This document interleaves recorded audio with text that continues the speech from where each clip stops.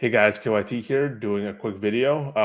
The strategy videos I've done up to this point were like concept videos, but now after talking to Dave, who hasn't been in the league for a while, I wanted to do like proactive or like actionable things that I actually do that makes your life easier and taking the concepts into like where exactly in Fantrax we can apply these ideas. So games played, you just go to your roster, go to schedule period, and this is where you see like I think maybe some teams think you have to keep track of the entire NHL schedule, but here it shows you everything so that you can just, for me, for example, I moved Romanov who had 2 games for Carlson who had 4. So this screen allows me to make quick adjustments week to week. Not really takes 2 minutes to sort of make a little tweak to make sure I'm putting the best roster. Because when you think about it, even if you, for example, generally you play the guy with more games because, for example, you have a point per game guy playing 2 to 3 games, but another guy that maybe scores 0.8 points per game, but then if they play 4 games, that equals 3.2 points on average, versus someone who's point per game who plays 3 to 2 games. They're expected to score 2 to 3. So those things add up over time, and those things also add up if you have multiple players that don't play a lot of games. And I showed Dave a screenshot of how all the stats of every team up to this point. And to access that, you go to standings, season stats, and you get to see Roto scores first, or like 12 is the best in league at something, and 1 is the worst. If you want to see the precise numbers, you just scroll down here to stat totals, which also, like, you can, in both cases, you can just rank people by games played. And, I talked about if you're really low, that is a concern, and probably that you're not, unless, you've been barraged by complete injuries, you're likely not managing your team optimally. You're not making those slight adjustments. And here is where you can see like where your team stands, how you want to optimize, which categories you want to be good in or better than. You can nerd out here. And, I think, I actually still think Dave's team is pretty good, but obviously with Demko out, he was never going to be that great in goalies. But being last in games played, but still being middle of the pack in all these categories means that if there were more games played, I would add a few points to each of these categories, probably like nudges him forward. But again, he was always going to be anchored by having Demko and Binghamton on his team.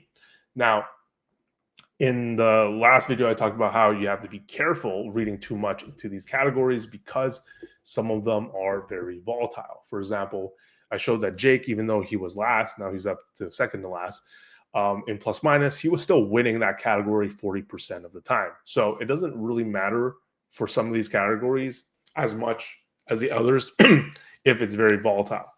Versus if you're last in blocks, you're going to lose, I think I showed like 80 or even 90% of the time, that category. So is it surprising that Handsome Jacks is doing better than his Roto score? Is it surprising? And to that, it might not be, because if you look across the board, even though his Roto score is low, it's only because he's being penalized by game-winning goals, very volatile. And like even if he's last in goals, very competitive in the rest. And so I'll go into why the week-to-week projections, to follow that up, that thought process might be misleading. So there's this projected button. So let's skip to next week. How you could like Roto scores and these scores can mislead you in terms of how good or bad a team is, because it's not really about the who has the edge in each category, but the difference in the projection of each. What I mean, I'm saying a lot of words, but what I mean is, like, it's easy to say, oh my God, the barrage is so much better than that.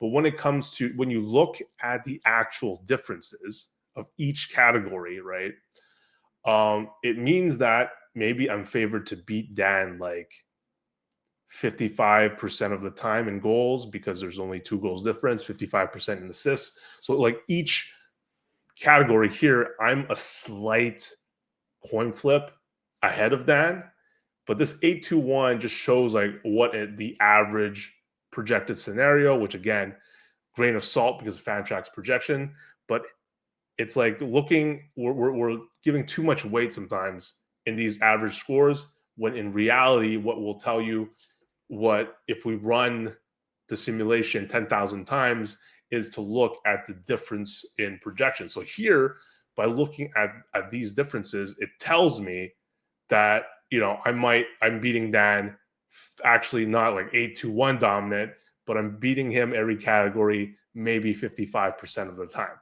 And so if he crushes me, 8-2 or whatever, it's not really saying that Fantrax projections are shit. It's really like it's a very conceivable outcome based on the category differences that you see.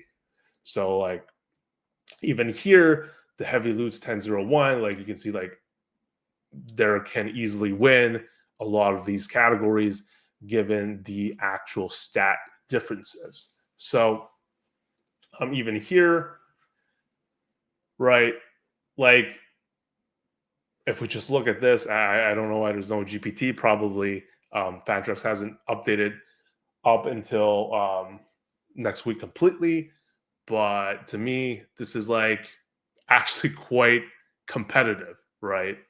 Um, when you factor in the volatility. So hopefully I showed like a lot of you veterans know all these things, but hopefully I offered a few nuggets, especially since like Derek and Mike and I look at these and we comment on Fantrax projections all the time. I think it's not talked about enough, the difference in projection. So instead of like again being so put off by 7-3-1, it's like really, what is the gap? Like here, Flying Jays looks like a huge favorite, but when you look at the actual numbers, not really. This is going to be a heavily contested match, and basically the way this is calculated is not going to give you like it's not the actual reality of the matchup.